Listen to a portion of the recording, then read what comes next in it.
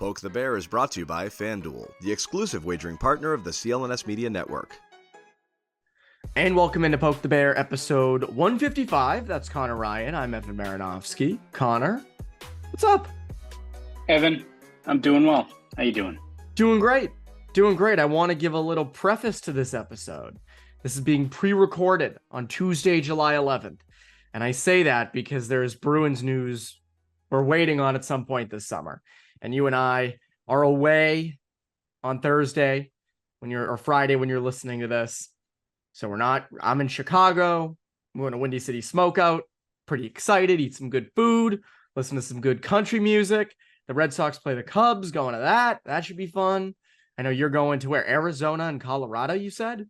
Arizona and New Mexico. So New Mexico. A little toasty, but should be a good time. But yes, with us on vacation, if any Bruins news does happen, you're welcome. We're happy to accelerate the offseason timeline for you guys. So we're here for. That's what we're here for. You're going to go to New Mexico and be the next Walter White, you told me. So yes, I would hope not. He's literally straight up dies, but ideally not. But what? Connor, shut up. I just started season 4 of that show. I don't want to hear what happens to Walter. What are you talking about? No, are you serious? Yes. I am. Listen, I just finished season 3 and I'm on to season 4. This is ridiculous. I was going to watch it on the plane to Chicago. It's the year of our Lord 2023, Evan. If you don't know how that show ends by now, I don't know what to tell you, but now I feel like a big doofus. You're a doofus. Sorry. I don't need to. You watch shows whenever you want to watch them. You just spoiled it for me. This is incredible. Everyone knows how every popular show ends, though. Now, everyone knows how Succession ends. You probably haven't seen one episode of. Everyone knows how shows end now. There's too much in the social media sphere to know these things. So I don't feel bad, Evan. It's 2023, but I feel slightly bad. See, I don't know how Breaking Bad ends. I don't know how The Sopranos ends because I know I'm going to watch those shows. I don't know. I won't want to know how they end. I'm late to everything. I've never watched Game of Thrones. I'll watch it at some point. Breaking Bad was sort of a similar thing, but I'm going to pretend I never heard that. Boom, gone. You never said anything. I don't know what you said. Maybe I'm just joking. I'm just joking. I'm just joking. Quite a moment there. I do want to give one recommendation. It's a movie out now. This is a movie I saw Monday night. No Hard Feelings with Jennifer Lawrence and I forget the other. Oh, he's a really good actor. I forget his name. Like a cross between Superbad and Good Will Hunting. It was a really good movie. It was funny. It was entertaining. It had everything. So there you go. I enjoyed it. Critic Evan, highly recommend it. You have the tickets, by the way, from when we see Barbie and Oppenheimer, the double feature, right? Yes, of course. Okay, I'm already on that. Barbie, just want to make sure. Oppenheimer. Excited for both those. Talk about a swinging movies. Different what ends. Time. What a time. Ooh. By the way, I loved it at the movie theater. The concessions. I think a Junior Mints, Diet Coke, and a water was more than $78. Oh, yeah. So that was cool. That was fun. Anyways, before you spoiled Breaking Bad for me, the Bruins did drop a little bit of news. Bruins signed Marc McLaughlin to a 1-year, 2-way deal, $775,000 per year, or just for the 1 year. Not anything surprising. I think I expect McLaughlin to fight for a 4th line spot. We'll get to someone else who'll fight for a 4th line spot. But do you have any hot takes for this? Anything that's striking you?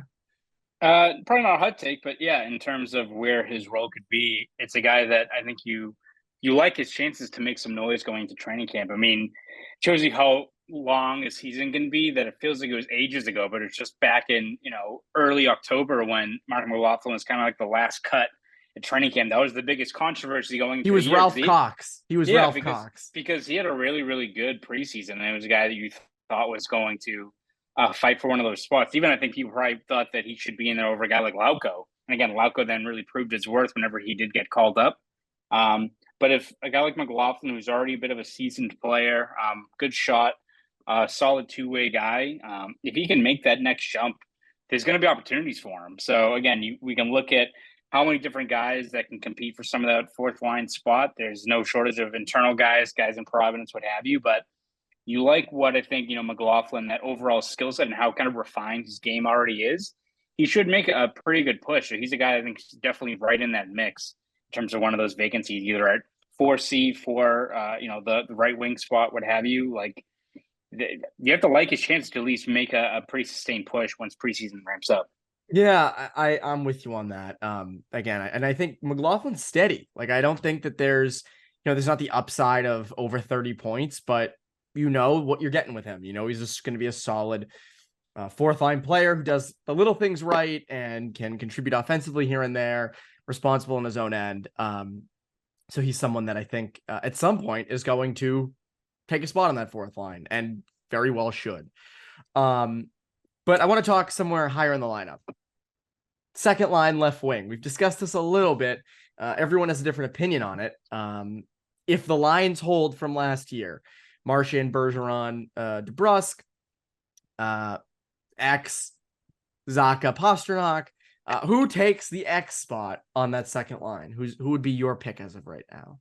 I think probably as of right now, you're probably looking at a guy like James van Riemsdyk, and that's one that I actually don't dislike the signing of Van Riemsdyk. And again, he signed for a 1 year, $1 million. So I don't know if you can really be like, I hate this anyway, because for what the price is involved, he's still a guy that even if he's just kind of your net front guy in the power play, I think can be productive on this team. He gives you, I think we mentioned this during Bruins beat. If Nick Ritchie can give you almost 20 goals being just kind of a net front guy, like James van Riemsdyk, like even at his age, I think is probably a better player than Nick Ritchie. So there's a lot to like there. It's just whether or not he best fits at 5-on-5 even strength on that second line spot that you have to imagine with Zacha and Pastrnak is going to be very, a lot of ozone starts, a lot of probably pace they want to play with. So we'll see how exactly Van Riemsdyk fits into that mix, but he's probably the early favorite in that regard. Again, I think it's probably your line's looking a little bit better. It's kind of like with someone like Charlie Coyle, right? Where if he's your 3C, that's great. If you push him a little bit higher up, you're like, he can do the job, but is that where he's best utilized? Like ideally, it's like, Van Riemsdyk, Coyle, and like Geeky or something like that as your third line. And then you have something it's a big line, that has some higher upside. But for another guy to step into that spot, you're either looking at a situation where, is a guy like Georgi Merkulov making a really sustained push, and he's a guy that as an offensively gifted young player can land in that top 6 spot. Could be something too where it's someone at right wing makes a push and it bumps like DeBrusk back to left wing on the second line. Like it could be, I don't know, if Fabian Lysell fights for a spot and he starts the year on the top line, the right wing or what have you. Like I think it's looking more like if anyone's going to bump in Riemsdyk, it's going to be a shift due to younger players making a sustained push. Now, again, you would think that if it's someone who is offensively gifted like a Lysell or Merkulov, still don't want to just throw them into the fire and like the top line, what have you. But again, if you could make 2 different arguments, would you rather let them start off on the third line and work their way in, or would you rather kind of give them a lift early on? I think Anders Bjork, when he started playing, started with Marchand and Bergeron. I think that was kind of what this is. So maybe that's a bet. If Bergeron's back and it's Marchand, Bergeron, Lysell, or some other player like that, maybe that's a good way to get a guy kind of going and getting confident at the next level. So I think right now it's Van Riemsdyk. And again, I think he can be solid into what his role is, but be interesting to see if a younger player can kind of make that push and shift a little bit further down the lineup. But time will tell of how they look in the preseason. But I like the idea of Marchand, Bergeron, Lysell if he's ready, right? And I think those are 2 guys you'd like if you had any 2 guys on the roster mentor Fabian Lysell. It's those 2, and I think that's a good way to go.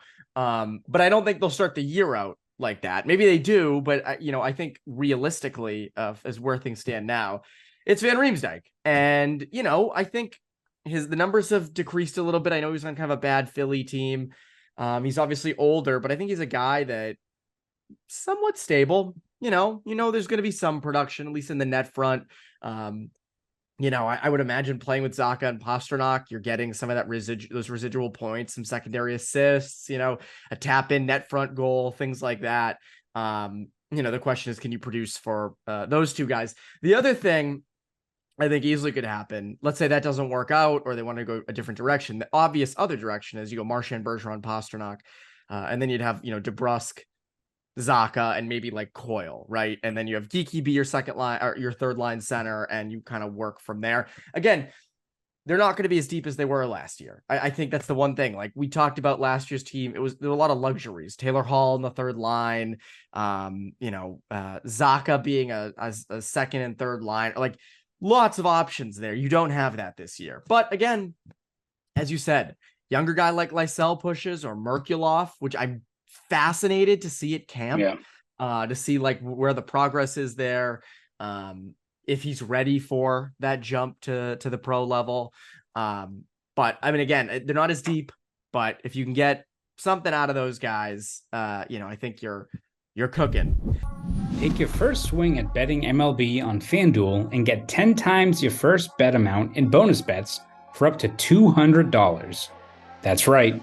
Just bet $20 and you'll land $200 in bonus bets, win or lose. That's $200 you can spend betting on everything, from the money line to the over-under to who you think is going to crush the first home run of the game. And frankly, that's the best part of FanDuel. You can bet on anything. You want to wager on the odds of how many dingers Rafael Devers will hit this year? Be my guest. Maybe the Bruins over-under for wins next season. Go for it. So bet now on an app that's safe, secure, and super easy to use. Plus, when you win, you get paid instantly.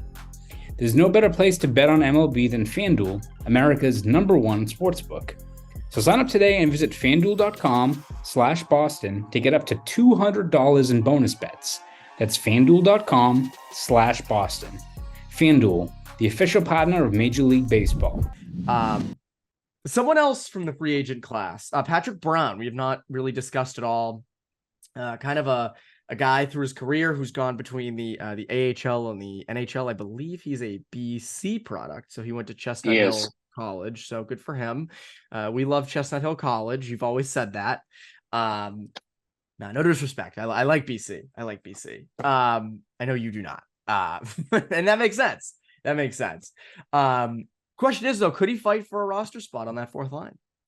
Yeah, I mean, he's very much in that mix. And I think you look at him as kind of that safeguard if some of these younger players aren't ready, whether it's McLaughlin or Steen or Lauko or what have you. If you're looking for just a dependable guy that, again, he's kind of bounced between the AHL and NHL, but I think you kind of look at where his value is. He's kind of like, it kind of reminds a little bit of like a guy like Wagner, better at faceoffs. I think he's over, well over 50% for his career. I think he had a really, really strong season.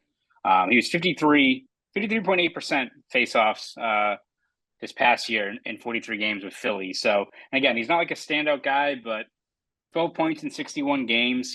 During the season, he had over 160 hits. Like, he wins faceoffs. He can contribute and give you 15 points, land a lot of hits. Like, fills that kind of dependable role. He at least gives you added insurance, right? So again, you might have a higher upside if it's someone like a Beecher or a McLaughlin or what have you. But if it takes some more time for those guys to develop, and I think especially with a guy like Beecher, right, that maybe he's just not ready for that jump out of camp or what have you. A guy like Patrick Brown, you can do a lot worse, right? Like he's still a solid pro for what he brings, has physicality, really responsible in his own end, which again, if you're looking for a fourth line, and it's going to be very interesting to see how they cater this fourth line around, because we know kind of how they like to set their fourth line under Cassidy, and it was more or less the same thing with Montgomery, where a lot of D-zone starts, a lot of being kind of fed to the wolves, unfortunately, if it opens up more O-zone time for lines like Bergeron and Krejci. Again, we'll see how that kind of changes this year, but but with a guy like Brown, who's, kind of cut from that same cloth in terms of being a defense first guy, as you add in someone like a Lucic, and we're going to see how much more he has to give defensively and what have you. There is something where having someone like Brown who is solid in that role, it's good insurance, right? And again, we'll see kind of how it all maps out during training camp. Like, again, as much as I think you'd hope for these younger players to make that big jump, it's not realistic to expect all of them just to hit right out of training camp. So having a guy like Brown, I think, was a solid investment for what it is, $800,000 a year. Yeah, I have no problem with this. And the other thing is he's been a captain at the AHL level, I believe.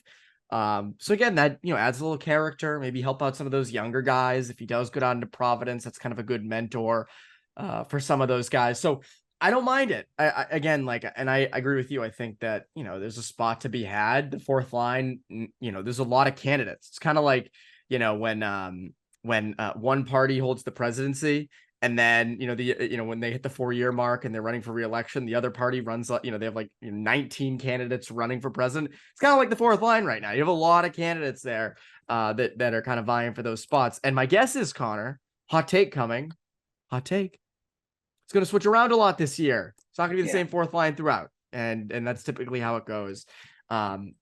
And as you said, you do want defensively responsible people back there. You want reliable people on that fourth line at times. So Patrick Brown sort of fits that bill. He's also 6'1", so got some size. Never a bad thing. As you said, likes to throw around his body, get some big hits, all that stuff. Speaking of big hits and throwing around the body, Trent Frederic. He's got to be pretty pumped. Brandon Lemieux signs in Carolina. So Frederic's like, yes, I guess still in the conference. Can't escape Trent Frederic. Can never do it. I think we both had very similar tweets after the news came out of Frederic, and I think a lot of people were confused because I think you should leave like Will Forte when he's looking behind the plane. I think people thought that I meant that as if like Frederic was looking at how much money Lemieux is getting. It's going to be comparable. No, I'm saying that Frederic is now excited that he can fight Brendan Lemieux, which he will at some point this season. Yes. So he's going to get more than $800,000, Frederic. It's just where exactly that falls in line remains to be seen. I thought you were going to say people thought you meant that you thought Trent Frederic was going to start going bald, because isn't that guy bald from I Think You Should Leave? So it's like, oh, yes, saying Trent Frederic's going to be bald this year. The hair's going to be gone. No, such a thing. Not that. No. But Frederic's interesting because he's a guy I think that, as things shift on the third line, I think he's a guy that should be looked at to be a steady presence on that third line. Now, I think you have too many guys like Geeky, Coyle, even younger guys like Beecher, Brown. There's others as well. McLaughlin, you could even throw into that mix that are centers. I don't think you need Frederic to be a center, obviously, unless there's injuries or things like that. So if he is staying on that left wing, last year, again, career high in goals in 17, career high in points in 31. If you can stay around that, if he can just sort of hover around that, which again, that's asking a lot. That was, it's a career high year, but he is young. He is, ascending up. Can he beat the career high in goals? Can he beat the career high in points? I think if you can somehow get him to be around that and be a valuable contributor on that third line, I think that's what you like to see, right? Yeah. I mean, it's such an interesting case for Frederic in terms of what his, how you kind of project out this current season, because I think you look at this, the baseline stats, and if he can consistently give you 15, 20 goals and be like this physical player that can add that value, it's really important to have that in your bottom six, right? It's just whether or not he can sustain that or even build off of it. Because again, you look at just how, solid he was last year, 17 goals, and finally, I think, found his identity under Jim Montgomery. But then you get to the playoffs and he's still kind of bumped out of a few games and wasn't able to find his footing. Like it's really interesting to see how they kind of view him as a player, whether it's he can develop into more of a PK role. Can he earn a spot like on the power play down the line? Like how else can he, because solid like 5-on-5 contributor last year. It's just whether or not he can kind of continue to keep that rolling. He's so tough to map out in terms of just where he fits into the team long term. I'm not saying that he doesn't fit. It's just what can you expect from him? Can he be like your third line stalwart for the next 5 years? You look at how he played last year, gives you confidence. He adds that dynamic along with a skill set with physical play that you really value, especially in today's NHL. It's just, is that just a surge last year of just things going right? Or is it just, the start of many more impressive seasons? Because if he can give you 20 goals as a physical winger, a lot of teams would love to have that in their bottom take six. that. Yeah. So it's very interesting just how, one, what his final contract ends up being as to what his ultimate value is, but also just what can you expect moving forward? Because, I think you looked at like, let's say Jake DeBrusk, right, who almost hit 30 goals before, really caught fire with the Bergeron line during Cassidy's last season. Going into this year, you expected, all right, he's going to be with Bergeron and Marchand again, stays healthy. We've seen what he can do. We can expect 25, 30 goals, which is what happened. He would have hit over 30 if he didn't get hurt. With Frederic now, if you, let's say you pencil him in at left wing on the third line, are you like fully confident that he's going to have like another 17 goal season? Like you're still trying to see what exactly you have in a player like that. And it's not to say that, you're doubting that he can continue going forward. It's just you haven't had that body of work to see what kind of player he exactly is offensively. So he's really like a fascinating case to see what he can bring, because if he's the same player he was last year, or if he's even better, really helps out that third line of having just a proven kind of finisher, because he's got a really good shot. I think he started last year. There's quite a few games where he just beat the goalie clean.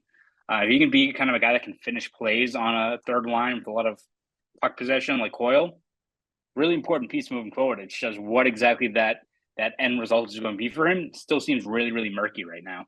Yeah, I'm with you on this. I don't know what's next. I know that some have mentioned, what if he could jump into the top 6? I don't really see that with the way he plays. Again, Brad Marchand, when he came into the league, no one thought he would be, or people didn't really think he'd be a top 6 winger. And then he jumps into the top 6 and helps him win a cup. Like, again, former first round pick.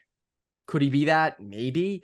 But just from what we've seen so far, I mean, again, there were times last year even that, he was inconsistent with the physicality and, not being as physical as he normally is.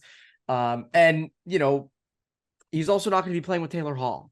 And, he might be playing with a not as great third line. He might be having, different guys consistently playing with him on that third line. The other thing is, like, can he be a third line center, right? Like we mentioned other guys, but like, can he slot in the middle and have success and potentially be a solid guy on that third line center role? But you have Coyle, you have others that just kind of seem to take precedent.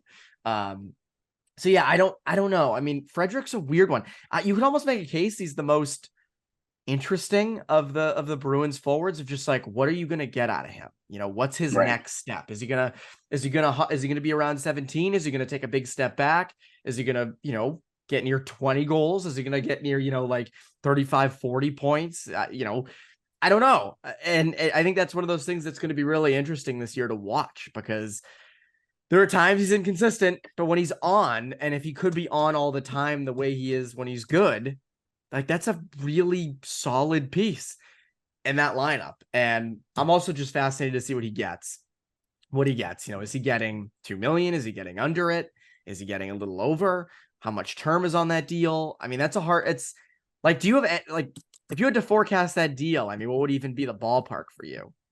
Yeah, it's so tough, right? Because I think you look at probably from him and his camp, if it goes to arbitration, like an actual hearing, which again, Bruins don't want that to happen, right? You don't want to have a contentious thing where you have a third party. You have to make a case of, hey, here's what we think you're paying you less, because we think they're whatever the argument is. You don't want to hear that as a player, right? And again, it's part of the business, but you'd rather not have it get to that, right? It's like having someone spoil a TV show. You don't want to hear that. You don't want to hear that if it was even true. Maybe I'm just lying. But anyway, it's tough to kind of view what exactly, because I'm sure from his camp, it's like, all right, one of the more productive 5-on-5 guys with limited ice time last year, adds physicality, has a valued skill set. Is he thinking he's getting like $3 million a year? The Bruins looking at, all right, it's one strong season, but we're not going to pay you as if it's going to be a thing that, it's a start of this upward trajectory, which we're going to pay you if you continue to build off of it.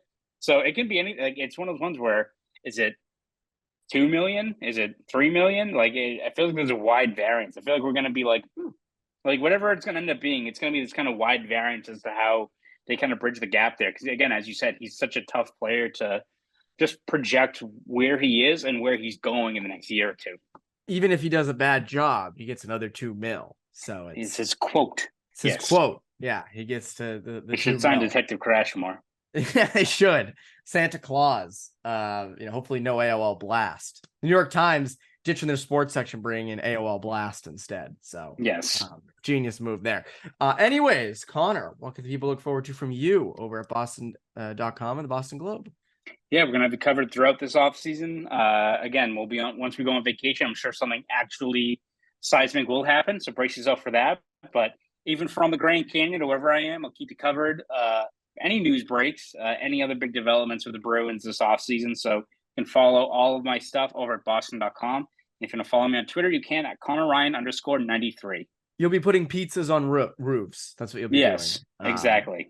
So that we're looking forward to the pictures on Twitter for that. By the way, Threads, I've not been on there in days. I don't know. I mean, was it a phase? Like, I don't know. Like, you know. Again, it's just my little lifeboat. So I have it there. I have it there if I have to pivot to it if need be, but otherwise it's just there if I need it.